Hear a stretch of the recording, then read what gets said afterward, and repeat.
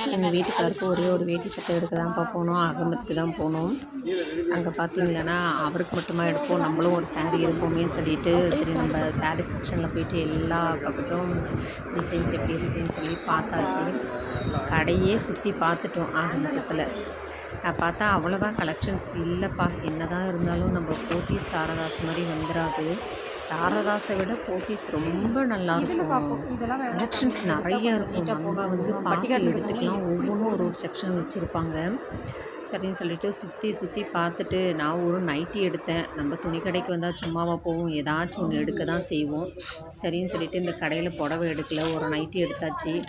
பவுனி எங்கள் கூட வந்தவங்க பார்த்திங்கன்னா அவங்க ஒரு 4 பிக் பீஸ் எடுத்தாங்க ப்ளவுஸு.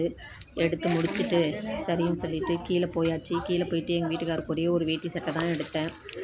எடுத்துகிட்டு அப்படியே அவங்க கலெக்ஷன்ஸ் பார்த்தாச்சு. ஆனால் வேட்டி சட்டை ஓரளவு பரவாயில்ல. அகமத்தில் வேட்டி சட்டை கொஞ்சம் நல்லா பெஸ்ட்டாகவே கிடைக்கிது. அதுக்கப்புறம் அதெல்லாம் எடுத்து முடிச்சுட்டு பில்லிங் போட்டுட்டு நம்ம ஒரு சாரீ வந்து எடுக்கலாமேன்னு சொல்லிட்டு சாரதாஸ் கிளம்பி போனோம்.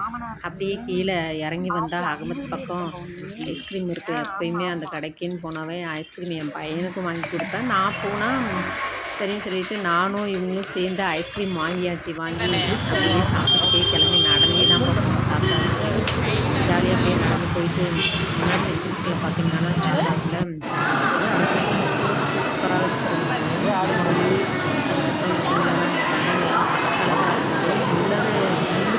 எங்கே பவுனி குட்டி புடவை தேடணும்.